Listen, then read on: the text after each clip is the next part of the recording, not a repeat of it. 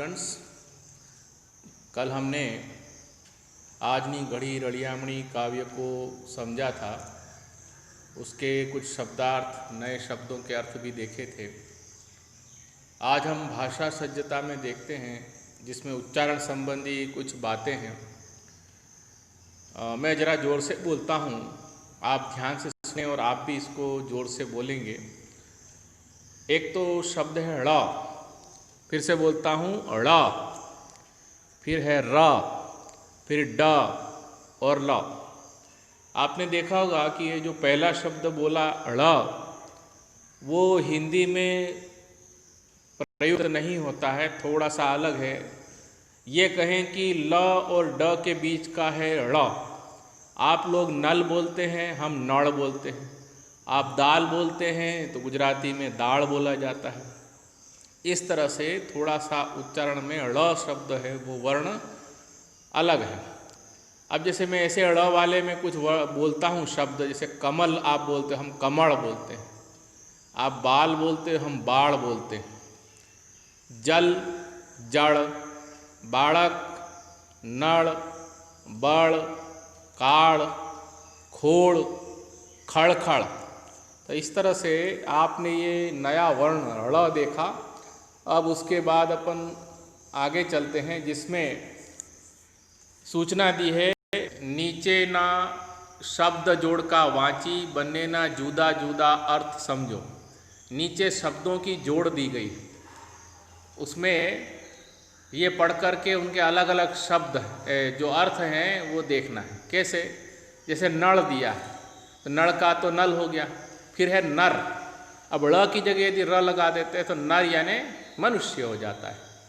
वाड़ यानी बाल, और वार यानी दिवस, सोमवार, मंगलवार इत्यादि। फिर जाड़, जाड़ मतलब जाल, पक्षी को पकड़ने की। और जार, जार मतलब बरनी या कोई पात्र है ऐसा। फिर पाड़, पाड़ यानी पाली, तालाब की पाल है, डैम की पाल है। फिर पार यानी उस किनारे जाना, पार हो जाना है। काल यानी समय या मृत्यु, और काल यानी यहाँ पर दूसरा होगा काल यानी आने वाली कल या बीती हुई कल। अब तीन चीज़ें और तीन शब्द दिए हैं जिसमें तीनों वर्ण आ जाते हैं। जैसे गाड़, गाड़ यानी अपशब्द, और गार, गार यानी कीचड़, और गाल यानी गाल, शरीर का अंग, ये गाल।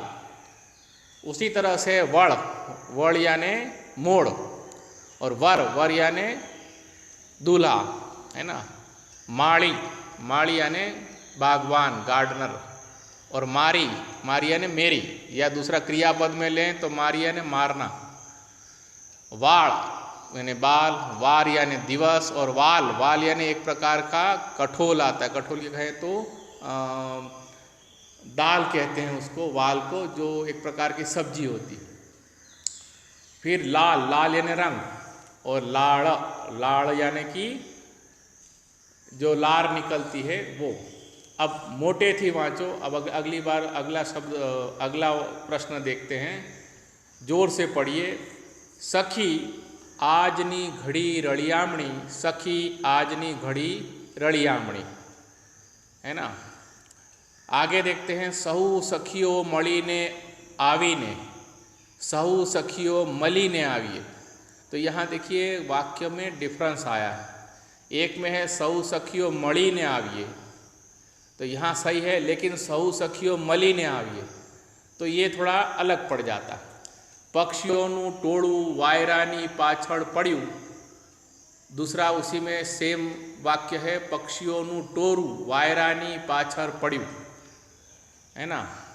तो दूसरा जो वाक्य है वो थोड़ा अशुद्ध है, या कहें तो बोलचाल में प्रयुक्त होने वाला है, जबकि पहला वाक्य है वह शुद्ध है। अमने ओछी शिष्यवृत्ति मळवानी छे, दूसरा उसी के जैसा वाक्य, अमने ओछी शिष्यवृत्ति मलवानी छे। तो एक जगह मळवानी छे और दूसरी जगह मलवानी छे। ऊपर के भी तीनों वाक्यों में ऐसे ही हुआ है। ड़ की जगह र, तो कहीं ड़ की जगह ड का उपयोग किया गया है, तो कहीं र यूज कर लिया है ना। महादेव में अधिराई ने अकड़ामण वधवा लागी, महादेव, दूसरा वाक्य, महादेव में अधिराई ने आक्रामण વધવા लागी, तो ये दूसरा अशुद्ध है। सारी भाषा सौने गमे, अब ये हमने जो वाक्य पढ़े अलग अलग शुद्ध और शुद्ध, उसमें देखें तो क्या समझ में आता है कि अच्छी भाषा सभी को पसंद आती, शुद्ध भाषा, अच्छी भाषा। जेना उच्चारणों सारा तेनी भाषा सारी, जिसके उच्चारण अच्छे होंगे उनकी भाषा अच्छी होगी। बोलवामां આપણે ઘણીવાર र ने बदले र કે ળ ने बदले ल અને ળ ने बदले ड નું ઉચ્ચારણ કરીએ છીએ। हम बोलने में कई बार ळ की जगह र, ळ की जगह ल और ळ की जगह ड का उच्चारण कर देते हैं। तो इस तरह से हम शब्दों को बदल देते हैं और भाषा को थोड़ा अशुद्ध बना देते हैं। ઉપરના વાક્યો વાંચતા આપણને આ બાબતનો વધુ ખ્યાલ આવે છે। जब हमने ये वाक्य देखे तो हमें इस बात का ख्याल आता है, जो આવી કેટલીક બાબતો વિશે આપણે ચીવટ રાખીએ તો આપણી ભાષા વધુ અસરકારક બને। यदि हम भी अपनी भाषा के प्रति थोड़ा सा ध्यान रखें तो भाषा अपनी असरकारक यानी प्रभावी बन सकती है। इसलिए हमें भाषा को शुद्धता के रूप में प्रयोग करना होगा। अब आते हैं अभ्यास पर। अभ्यास में पहला सवाल जिसमें सूचना दी है, आप समझिए सूचना को क्या कहा गया है। नीचेना प्रश्नों उत्तर माटे आपेला विकल्पोमांथी साचो उत्तर शोधीने तेनो क्रम अक्षर प्रश्नना सामेना बॉक्स में लखो। नीचे के प्रश्नों के उत्तर के लिए 4 विकल्प दिए हैं, उसमें से चारों में से सही उत्तर ढूंढकर उसका क्रम जो बॉक्स दिया है उसमें लिखो। लेकिन आपको यहाँ ऐसा नहीं करना है, आपको उसकी जगह कॉपी में उसका प्रश्न के सामने सही उत्तर लिख देना है। फॉर एग्जाम्पल, पहला सवाल, गंगा जमुनानु नीर मंगावानु कारण, गंगा जमुना का नीर मंगाने का कारण, नीर यानी जल मंगाने का कारण। क दिया है चोकमा छांटवा, ख पवित्र पानी पीवा माटे, ग भगवानना स्नान माटे, घ पग पखाड़वा। तो उसमें आएगा पग पखाड़वा। पग पखाड़वा भगवान के पैर धोने के लिए, चरण को धोने के लिए गंगा जमुना का नीर जो है वो मंगवाया गया। आगे चलते हैं। अगला सवाल, प्रश्न नंबर 2, अहीं काव्य में पूरो पूरो एटले, यहाँ काव्य में एक शब्द प्रयोग किया गया, मैंने जब पढ़ाया था आपको ध्यान होगा। तो काव्य में पूरो पूरो, ये पूरो पूरो शब्द का मतलब तो उसमें है भरो क, ख संपूर्ण, ग आखे आख और घ दोरो, तो उसमें आएगा भरो, है ना। तीसरा, अहीं नरसैयानो स्वामी एटले, यहाँ नरसैया का स्वामी यानी कौन? तो पहला है कृष्ण, दूसरा है सखी, तीसरा है भगवान और घ है हाथियो। तो यहाँ पर आएगा नरसैयानो स्वामी यानी श्री कृष्ण, सभी के प्रिय ऐसे श्री कृष्ण।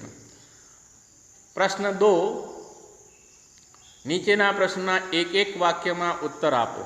नीचे दिए हुए प्रश्नों के एक एक वाक्य में उत्तर दीजिए। पहला सवाल, गोपी ने आजनी घड़ी रड़ियामणी शा माटे लागे छे? गोपी को आज की घड़ी सुंदर क्यों लगती है? तो उत्तर आएगा, गोपी ने आजनी घड़ी रड़ियामणी लागे छे कारण के आजे वहाला श्री कृष्ण आववाना छे। समझ में आया? लिख लीजिएगा, गोपी ने आजनी घड़ी रड़ियामणी लागे छे कारण के आजे गाम में वहाला श्री कृष्ण आववाना छे। दूसरा सवाल, वहालाजी माटे शानो मंडप बनावामां आवी रह्यो छे? वहालाजी के लिए किस चीज़ का मंडप बनाया जा रहा है?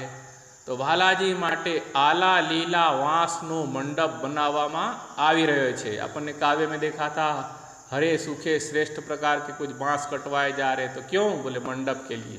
तो वहालाजी माटे आला लीला वांसनो मंडप बनावामां आवी रह्यो छे। तीसरा, तरिया तोरण में कया कया वृक्षोना पांदड़ा होय छे? आपको समझ में आ गया होगा, मैंने लिखवाया था तरिया मतलब 3 प्रकार के तोरण में जो पत्ते लगाए जाते हैं। तो तरिया तोरण में कौन कौन से वृक्षों के पत्ते होते हैं? तो उत्तर लिखिए, तरिया तोरण में आंबो आम, आसोपालो अशोक और नारिયેળના પાંદડા હોય છે। 4, सखी गंगा जमुनाना नीर शा माटे मंगावे छे? सखी गंगा जमुनाना नीर શ્રી હરિજીના ચરણ પખાળવા માટે મંગાવે છે, યા તો ભગવાન શ્રી કૃષ્ણના વહાલાજીના ચરણ પખાળવા માટે મંગાવે છે। પાંચવા, ગોપીને સૌથી વધારે વહાલું કોણ છે? गोपी ने सौथी वधारे वहालू भगवान श्री कृष्ण छे। फिर बाद में स्वाध्याय करेंगे। ओके।